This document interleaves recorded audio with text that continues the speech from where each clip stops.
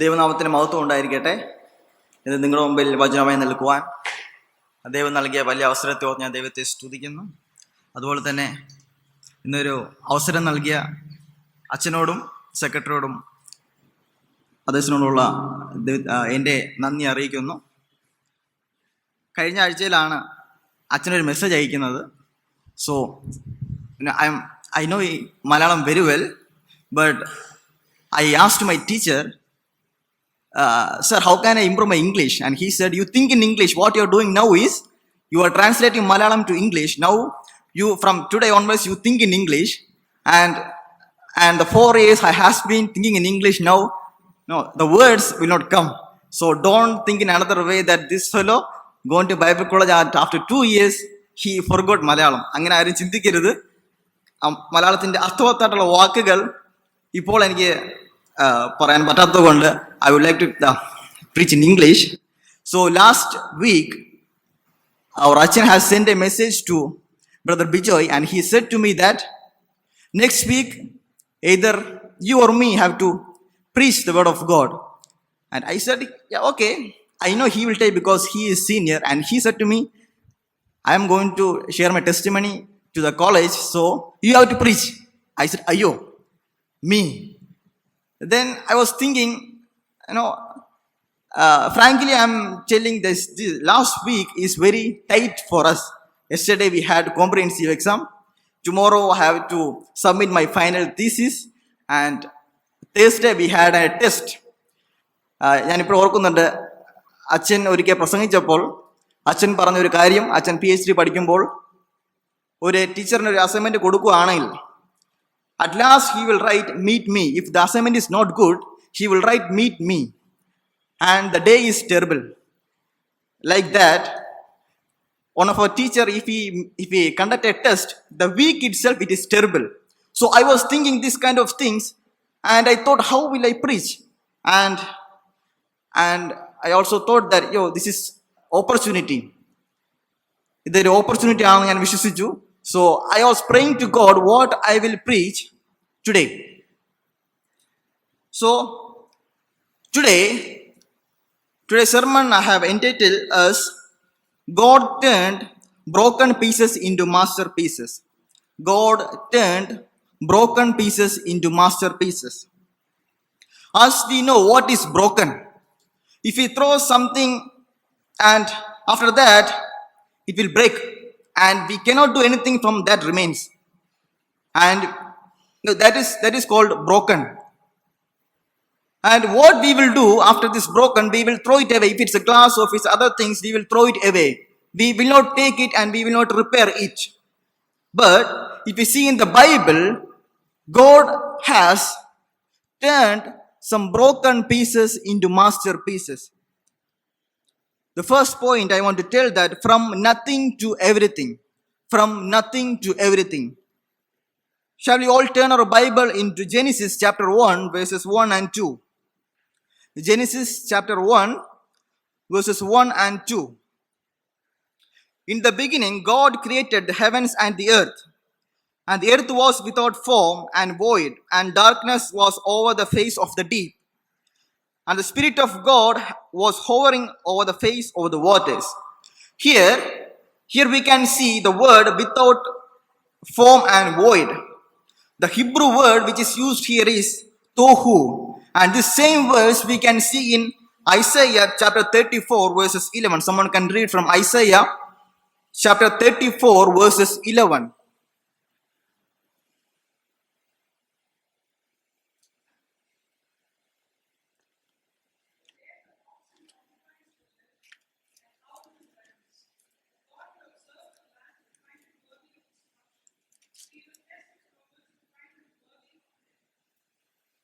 Yeah, thank you. So here we can see the word which is derived is confusion and emptiness. So I would like to focus on the word emptiness. When I was in home and all, when morning come, I used to tell my mother, നല്ല വിശപ്പുണ്ട്, വയറ്റിനകത്ത് ഒന്നുമില്ല, എന്തെങ്കിലും തരാവോ? No, we usually used to tell to our mother. If the married person, you will tell to your wife, എന്തെങ്കിലുമൊക്കെ തരാവോ? വയറിനകത്തൊന്നുമില്ല. That is emptiness. If it is nothing is there, that is we call emptiness. So the world was empty once and God created it beautifully. There was nothing. If we see the root word, we can see there was nothing, there was no shape, and there was void, and there was disorder. But God created is beautiful. From nothing, out of nothing, God created is beautiful. When we see Psalms 19 verses 1, we can see that the heavens declare the glory of God, and the sky above proclaims his handiwork. When we see the heavens, the earth will no, this is the verse we can see from here, and we see the places which he has created, and we will say that, oh God, what a beautiful and what a wonderful, oh God, you are great. So the first point is, from out of nothing he created beautiful. Second point, I want to tell that a prisoner became to governor. A prisoner became to governor. Now we are going to look at the life of Joseph. We all Sunday school students and others are familiar with the life of Joseph. Joseph was a beloved son of his father, and one day he given a good robe to him. Because of that, his brothers were jealous and they were trying to kill him. And once his father said him to go to check your brothers, those who are they are taking care of the flock. And he said, and he went to Shechem, and the brothers he trying to kill him, and one brother has said, why we need to kill him? Let him put in the pit. And after that, the Ishmaelites came and they decided that we can sell him to these people. So we always hear this message, but we can really think about it. Suppose if our brother, if he may fight with us, this enmity will not go to 1 hour or 2 or 1 day. But his brother, his own brother, has put him into the pit and they have sold it. We can guess the mind of Joseph, how broken it was. His own brother, they have sold him. And the rest of the life we can see, and he went to Midianites, and he was a servant in the Potiphar's house. There also we can see problems are facing. His mind was broken, and the wife of Potiphar has wrongly accused him, and he has to put up in the jail. But God did not stop his life. His brothers, they thought that this fellow will die, but God did not stop it. And from there we can see that the cupbearer of Pharaoh, he said, he had a dream and he said, I do not know how to interpret it. Can you interpret it? And he interpreted the story in the dream. So from there it started. The life of Joseph has raised, and Potiphar has knew that his dream. One day he dreamed again, and he said to his cupbearer to bring Joseph again, and he interpreted the dream, and we know that what's the rest of Joseph's life. He became the governor of Egypt. So, my dear friends, I want to tell you that when Joseph thought that it was his end, and his brothers sold him, and he was broken, and he was a broken piece actually, but God made him a masterpiece. Today we have read the scripture portion.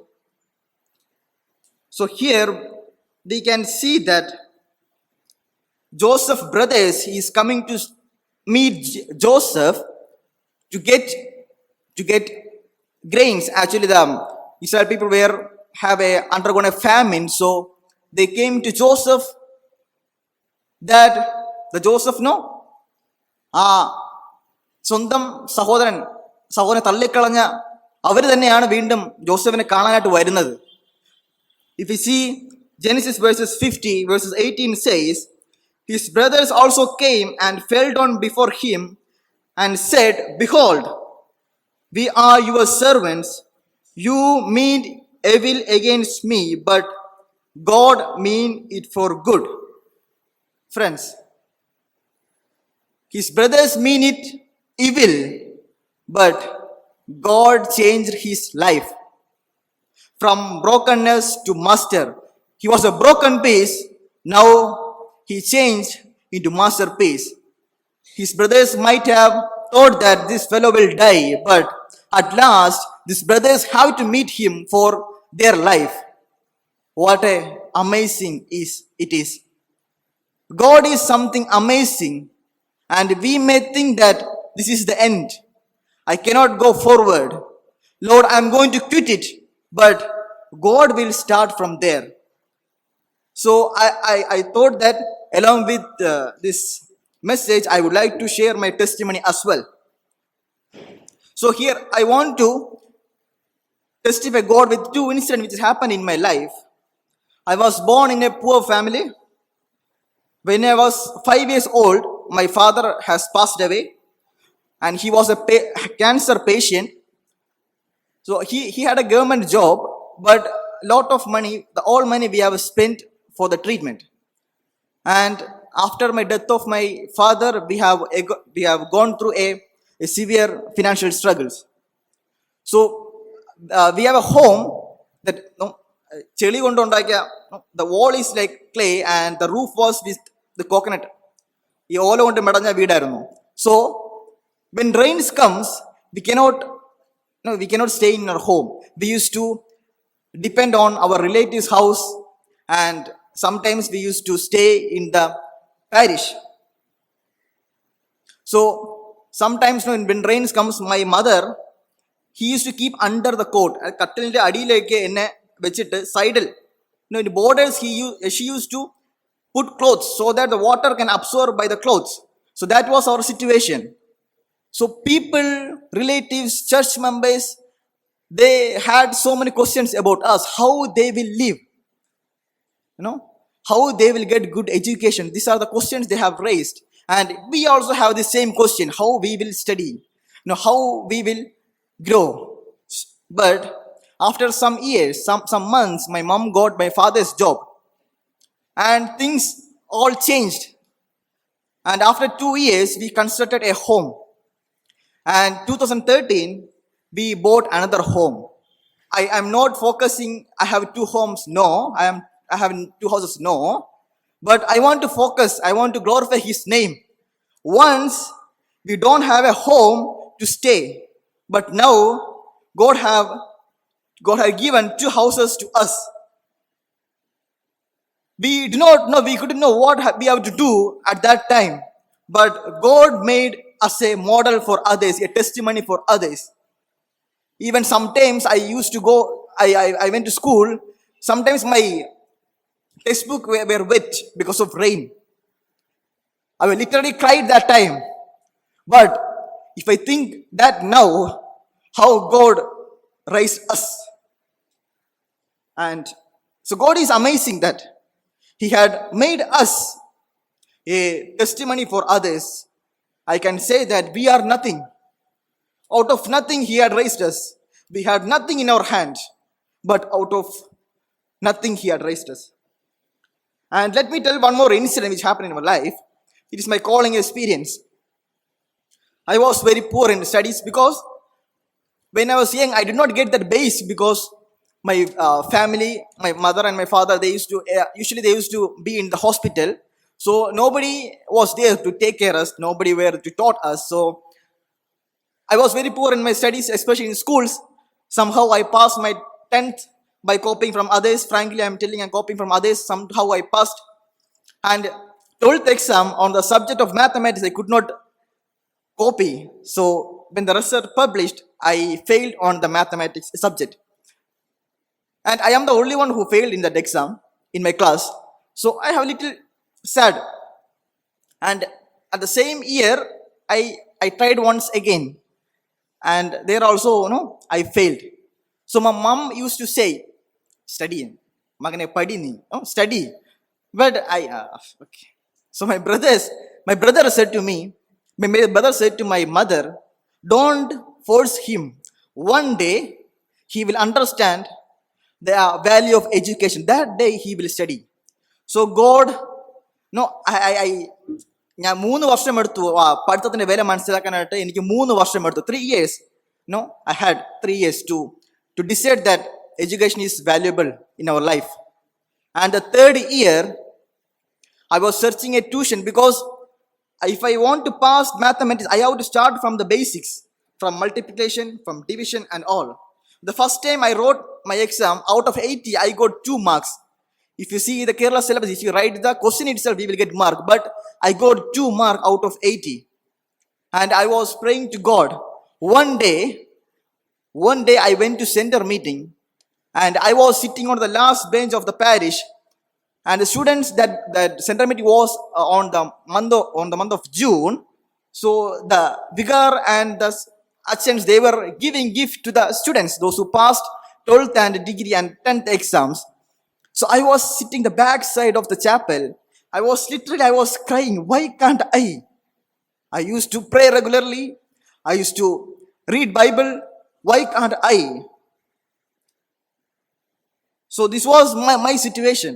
I was a useless because when my mother and my brother used to go for marriages and all, I will not go because I know that they will ask some question. What he doing? So I have to reply that no, I failed exam. So I don't want to be. Because of me, maybe my family will be ashamed. So my dear friends, I was useless. And the third year, one of my brother's friend, he has told me that if you interest in studies, I will help you. So I wrote my exam. I was waiting for my exam. One day my neighbor, it was very painful for me. നമുക്കൊരു club ഉണ്ട്, cricket club ഉണ്ടായിരുന്നു. So they told me that if they are going to buy a new t-shirt for the team, and they asked me what number you need. I said randomly, just put 00. Okay. And after 1 week I got that jersey, and I was worn and I played. After that, one of my neighbor had said, now it is correct. Your number on the jersey and your mark which you have got is match. Maybe he was joking, but no, sometimes I literally cried about that. And the third year, I wrote exam, and I was waiting for the exam. I was laying on the bed. ഞാൻ കട്ടിൽ കിടക്കുമ്പോൾ എൻ്റെ മനസ്സിൽ ഒരു ചിന്ത, ദൈവമേ അങ്ങേക്കറിയാം നാളെ എൻ്റെ റിസൾട്ട് വരുമെന്ന്. ഇനിയും ഞാൻ പോക്കുകയാണെങ്കിൽ I will not be in earth. ഞാൻ ലോകത്ത് എന്നെ കാണത്തില്ല. But that particular time, God has called me. നീ എൻ്റേതാകുന്നു. This is the word I have heard from the God. നീ എൻ്റേതാകുന്നു. You are mine. Suddenly I stood up and I said to God, I do not know whether I pass or not, but I will work for you.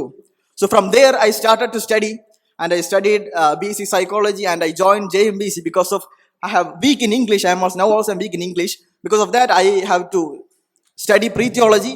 From there I started new words, grammar, all things I started from there. And now I am the final I'm in final year. So what I want to tell you that God will take the broken pieces.